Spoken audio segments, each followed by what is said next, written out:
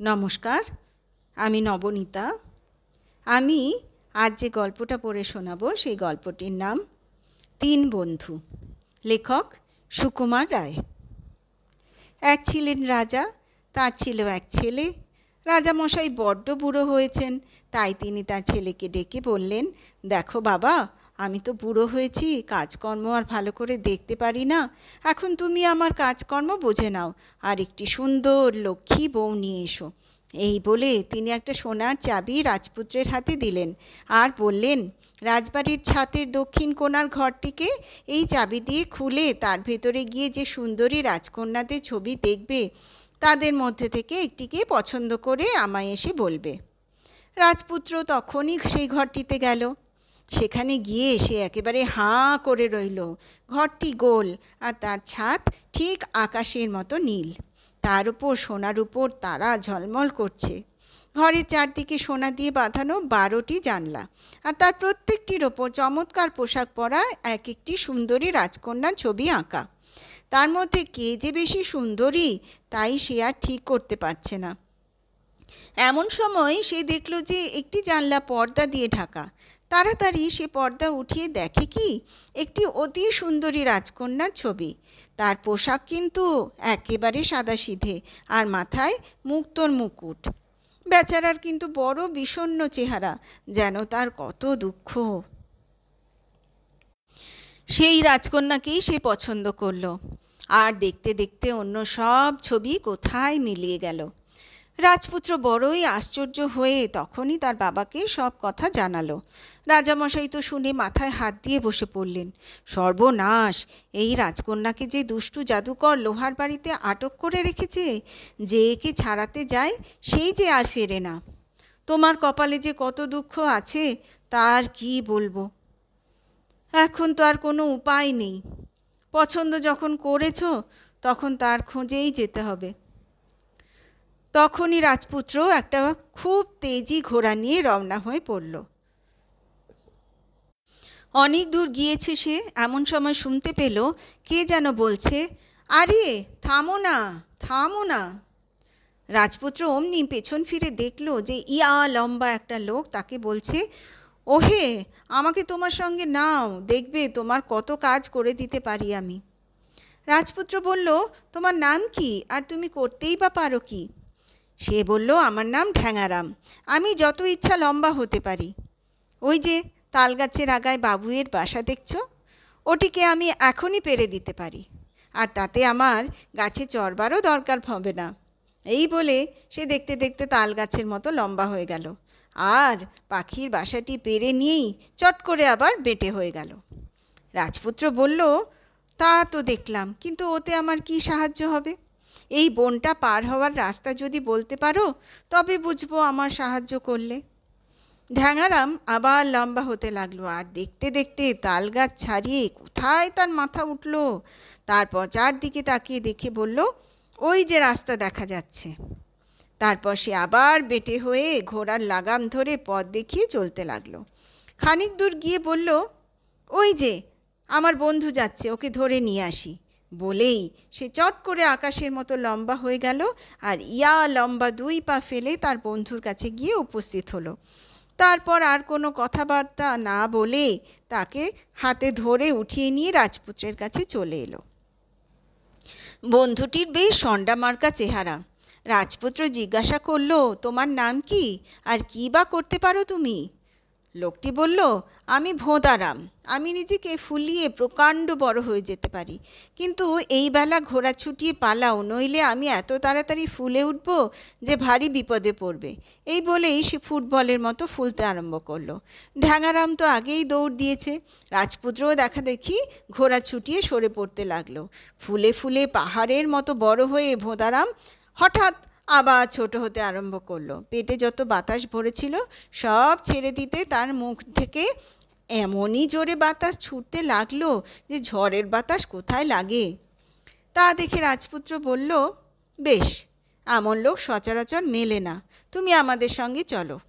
এই বলে তারা তিনজনে এগুতে লাগলো। খানিক দূর গিয়ে রাজপুত্র দেখল একটি লোক চোখে পট্টি বেঁধে রাস্তা দিয়ে চলেছে। ঢ্যাঙারাম বলল, ওই আমাদের আরেক বন্ধু। রাজপুত্র সে লোকটিকে জিজ্ঞাসা করল, তুমি কে হে? অমন করে যে চোখ বেঁধে রাস্তা দিয়ে চলেছ, পথ দেখবে কেমন করে? লোকটি বলল, আমার নাম আগুন চোখ। তোমরা খোলা চোখে যা দেখো, আমি চোখ বেঁধে রাখলেই তা দেখতে পাই। খোলা চোখে দেখলে যত মোটা জিনিসই হোক না কেন, তার এপার ওপার স্পষ্ট দেখতে পাই। ভালো করে কোনো জিনিসের দিকে একদৃষ্টে তাকিয়ে থাকলে সেটা হয় হাজার টুকরো হয়ে ভেঙে যায়, না হয় পুড়ে ছাই হয়ে যায়। এই বলেই সেই চোখের বাঁধন খুলে সামনের একটা পাহাড়ের দিকে কটকট করে চেয়ে রইল। দেখতে দেখতে পাহাড়টা ফেটে ভেঙে চুরমার হয়ে একটা বালির ঢিপি হয়ে গেল, আর তার ভেতর থেকে একতাল সোনা বের হলো। আগুন চোখ সেই সোনার তালটা রাজপুত্রকে দিল। রাজপুত্র তো খুব খুশি হয়ে বলল, দেখো তো সেই রাজকন্যা কি করছেন, কোথায় তিনি আছেন, আর এখান থেকে কত দূর? আগুন চোখ বলল, ওই যে তিনি একলা সেই লোহার বাড়িতে বসে বসে কাঁদছেন। ওহ, সে যে অনেক লম্বা রাস্তা, এমনি করে ঘোড়ায় চড়ে গেলে যে 1 বছরেও সেখানে পৌঁছতে পারবে না। অবশ্য ঢ্যাঙারাম যদি নিয়ে যায় তবে সন্ধ্যার আগেই সেখানে পৌঁছে যাব। অমনি ঢ্যাঙারাম তার 3জনকে কাঁধে নিয়ে রওনা হলো। সন্ধ্যার সময় সেই লোহার বাড়ির দরজায় তারা পৌঁছে দেখল দরজা খোলা রয়েছে।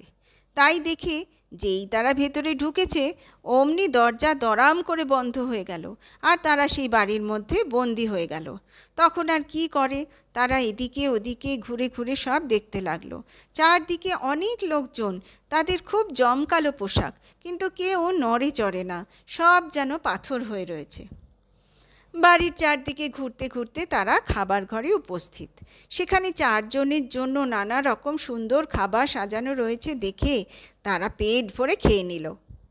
তারপর তারা শোয়ার জোগাড় দেখবে বলে উঠতে যাচ্ছে, এমন সময় হঠাৎ দরজা খুলে গেল, আর একটা বুড়ো কুঁজো বিদঘুটে ইয়া লম্বা পাকা দাড়িওয়ালা লোক একটি অতি সুন্দর রাজকন্যার হাত ধরে ঘরে ঢুকলো।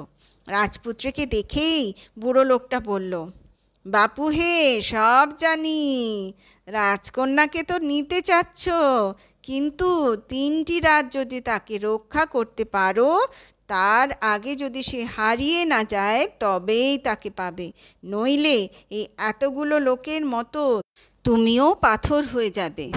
এই বলে সে রাজকন্যাকে একটা চৌকিতে বসিয়ে দিয়ে চলে গেল। রাজপুত্র তো মেয়েটিকে দেখে বড় খুশি। সে তাকে কত কথা জিজ্ঞাসা করে, কিন্তু মেয়েটি কিছুই বলে না, হাসেও না। তারপর যখন রাত বেশি হয়ে এলো, তখন ঢ্যাঙারাম লম্বা হয়ে বাড়ির চারদিকে ঘিরে রইল। ভোঁদারাম ইয়া মোটা হয়ে ফুলে তার পেট দিয়ে দরজার ছ্যাদা বন্ধ করে রইল, যাতে একটি ইঁদুরও না ঢুকতে বা পালাতে পারে। আর আগুন চোখ চারদিকে খুব হুঁশিয়ার হয়ে তদবির করতে লাগলো, কিন্তু সকলেই বড় ক্লান্ত হয়েছিল। তাই কিছুক্ষণ পরে সকলেই খুব নাক ডাকিয়ে ঘুমোতে লাগলো। ভোরের বেলা রাজপুত্রেরই আগে ঘুম ভেঙে গেল, আর সে দেখলো যে রাজকন্যা ঘরে নেই। তখন যে তার কি দুঃখটা হলো, সে তাড়াতাড়ি আর 3জনকে জাগিয়ে দিল, আর তখন কি করতে হবে জিজ্ঞাসা করলো। আগুন চোখ বলল, ভয় কিসের, ওই যে আমি তাকে দেখতে পাচ্ছি, এখান থেকে 100 মাইল দূরে একটা বন আছে, সেই বনে একটা আম গাছ আছে, তাতে একটি আম ফলেছে, তারই আঁটিটি হচ্ছে সেই রাজকন্যা। ঢ্যাঙারাম আমাকে কাঁধে নিয়ে চলুক, আমরা এখনই তো তাকে নিয়ে আসছি। অমনি ঢ্যাঙারাম আর কথাবার্তা না বলে আগুন চোখকে কাঁধে তুলে নিল, আর 10 মাইল লম্বা এক এক পা ফেলে ফেলে মুহূর্তের মধ্যে সেখানে উপস্থিত হলো। তারপর আমের আঁটি আনতে আর কতক্ষণ লাগে। সেই আঁটিটি রাজপুত্রের হাতে দিয়ে আগুন চোখ বলল, এটাকে মাটিতে ছুঁড়ে মারো। আর রাজপুত্রও কথা মতো কাজ করা মাত্র রাজকন্যা এসে হাজির।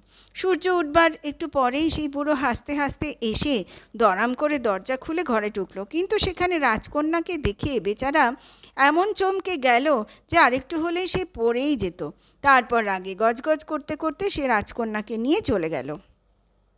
সেদিন সন্ধ্যায় আবার বুড়ো এসে রাজকন্যাকে রেখে গেল। রাজপুত্র আর 3 বন্ধু সে রাত্রে জেগে থাকবার জন্য খুবই চেষ্টা করেছিল, কিন্তু দুপুর রাত্রের আগেই সকলে ঘুমিয়ে নাক ডাকাতে আরম্ভ করলো।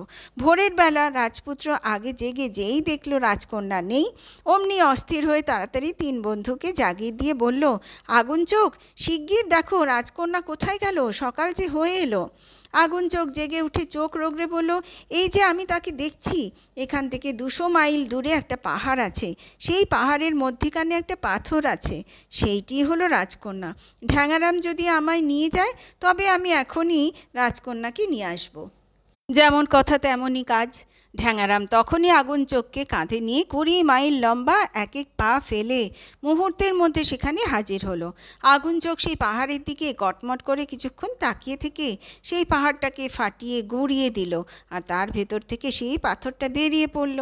সেটাকে নিয়ে রাজপুত্রের কাছে দিতেই রাজপুত্র পাথরটা মাটিতে ফেলে দিল, আর রাজকন্যা এসে হাজির হলো। সেদিন বুড়ো এসে রাজকন্যাকে দেখে যা চটে গেল, কি আর বলবো। 2 হাতে মাথার চুল ছিঁড়তে ছিঁড়তে সে বলল, আজ রাত্রে দেখব তোর বেশি ক্ষমতা না আমার বেশি ক্ষমতা, হয় তুই মরবি না হয় আমি মরব। সেই রাত্রেও রাজপুত্র আর 3 বন্ধু রাজকন্যাকে পাহারা দিতে লাগলো, কিন্তু সেদিনও দুপুর রাতের আগেই সকলে ঘুমিয়ে পড়ল, আর রাজকন্যাও কোথায় জানি হারিয়ে গেল। ভোরের বেলা রাজপুত্র জেগে যেই দেখলো রাজকন্যা নেই, অমনি সে আগুন চোখকে ঠেলা দিয়ে জাগিয়ে দিয়ে বলল, শিগগির দেখো রাজকন্যা কোথায়।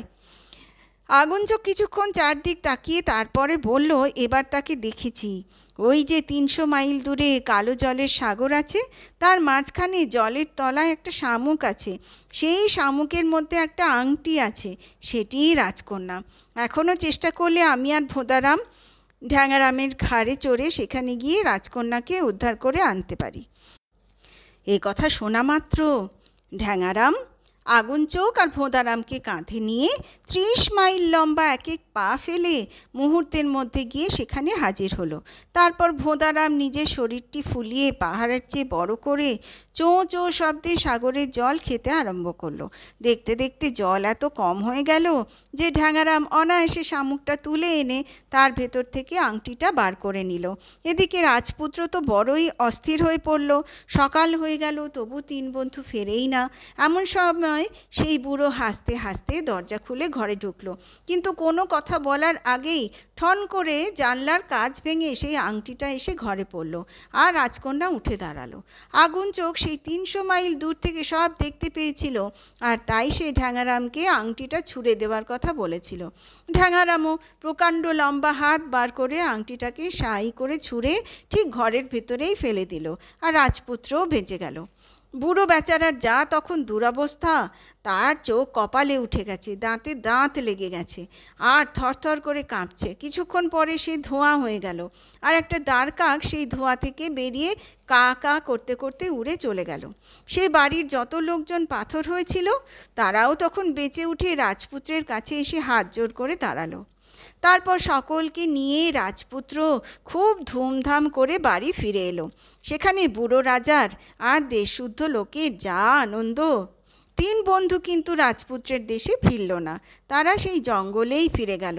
রাজপুত্র তো কত সাধাসাধি করলো, কিন্তু তারা কিছুতেই যেতে রাজি হলো না।